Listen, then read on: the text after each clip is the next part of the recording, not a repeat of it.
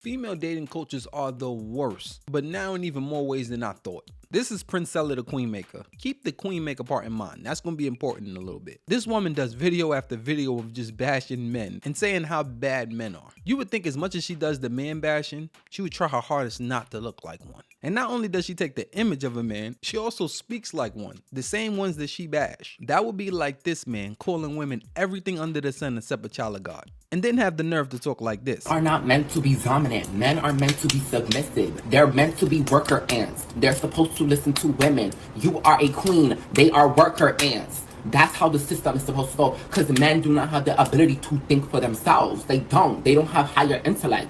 Women have to guide men to higher intellect. Because men are stupid. We women must take charge. They are useless without us. They can't do nothing. They're the ones supposed to provide, cook, clean, and do everything after they come home from work. Because that's just how it's supposed to be. I don't know why everybody's trying to change the dynamic. Men are motherfucking submissive. Women are dominant. I'm dominant. I'm not gonna be submissive. I agree, sir. Men are not supposed to be submissive. They're supposed to be dominant. You, my friend, are a man. But I guess he didn't get the message. But our dating coach here is now getting a taste what it feels like to be the man that she bashes. Now this is B. Taylor, and she went on her own live to expose why the Queen Maker is actually called the Queen Maker. And this is what she told on herself. I am dating, but after you write a book like I've written, and you know what I know, you just tend to stop playing the game and just take the easy way, and I just date women now. The easy way? What do you mean by that?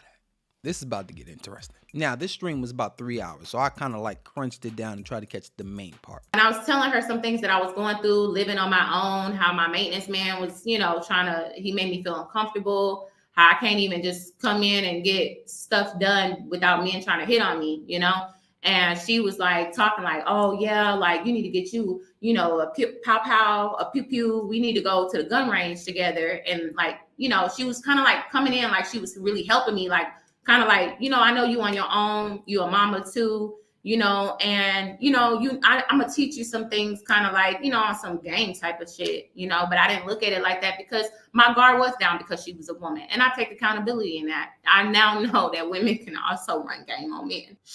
When we would talk, she would say things like, I learned a lot through Pimp and Ken book. And, I was told the guy that I was cool with, that was a pimp, told me I would be the perfect madam. So that was a red flag right there. I should have took that for what it was, But I was like, damn, okay. Like, why would he say that he think you would be the perfect madam? And she was like, well, yeah, because why would I pimp women to go be with other men? Like, why would I do that? Then the live that y'all all know about, the one that everybody keep playing over and over again of B. Taylor getting money thrown on her. Let me tell you what that was. She planned it. So she said, I want to make the manosphere mad. We were trolling the manosphere when it came down to her live stream. Rescue B. Taylor from the manosphere. It was a way to kind of get back at the manosphere for how they treated me and bullied me and all these other things. So she was like, I'm going to come in. She literally called me and was like, I'm going to come in as the savior. And I just want you to dress real sexy. I want you to pour up a glass of wine. I want you to kind of show the, cleavage and, dress sexy. Make sure you look cute, as pretty as you are. And I want you to come on camera and I don't want you to say nothing. I just want you to laugh. I just want you to giggle. I'm going to be the one directing everything. I'm going to be the bad guy. I'm going to be the one that's going to, and I'm going to have a stack of money and show the money to the guys. So I was like, oh, okay, that was her feeling good to stunt on, the men, right? It was her way of stunting on them. When we did the live, I can now see how horrible it made me look as a profession. I'm an award-winning journalist. I'm very well respected in my community.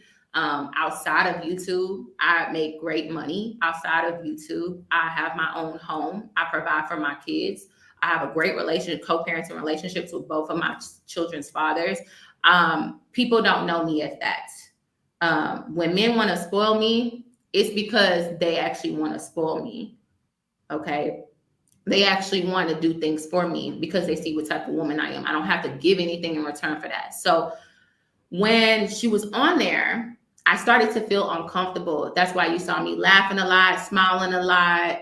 Wait, didn't she say that all she want her to do is just sit there, look pretty, and laugh and smile? And then now you sit on camera, you saying that you was uncomfortable because you was sitting there doing exactly what she said, laughing and smiling. You agreed to it, and now you're doing it, but now you're acting like the reason why you was doing it is because you was uncomfortable. This is fantastic. I didn't know what to say, and I was not expecting her to throw the money at me. That's not what it was. She just told me, stand up and show them, yo, like how cute you are, you know?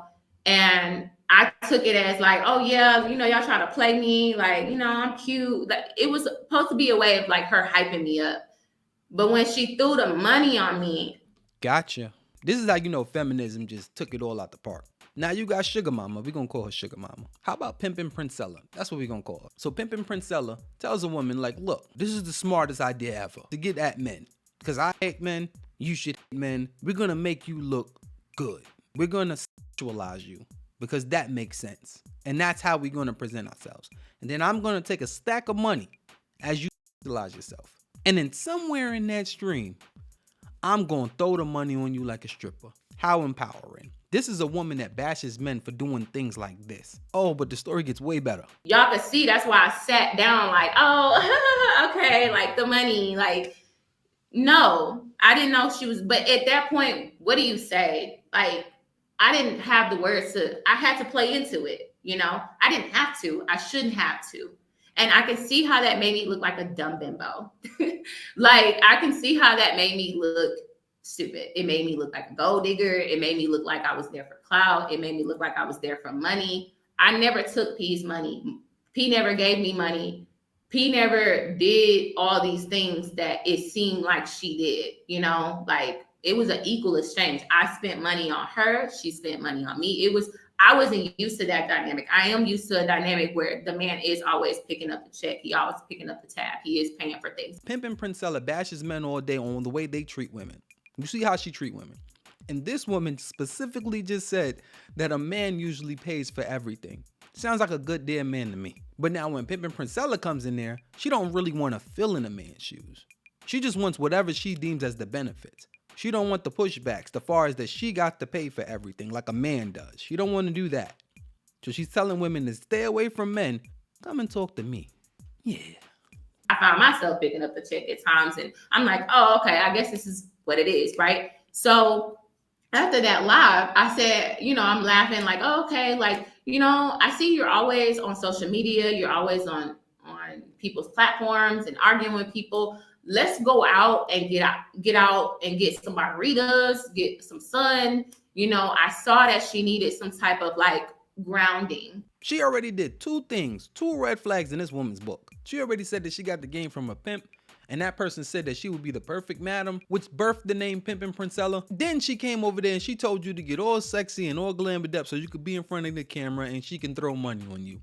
Two big red flags. Now after the two red flags and you saying that you're being uncomfortable, you invite her out. This is when the Me Too start not to make sense. When you say somebody did something to you, but then you invite them out to go have a good time right after. You know, so I invited her out and we went out for drinks, and my intentions always was just to be Priscilla's friend. I was not interested in being with a woman, was never interested in being with a woman, but I wanted to be her friend. But when you're friends with somebody who's preying on you, it's not gonna work out that way. I let my guard down, and I shouldn't have let my guard down. We have a good day, so much to the point where she's like, "What are you doing tomorrow? Let's go and hang out at Dave & Buster's." So I'm like, okay.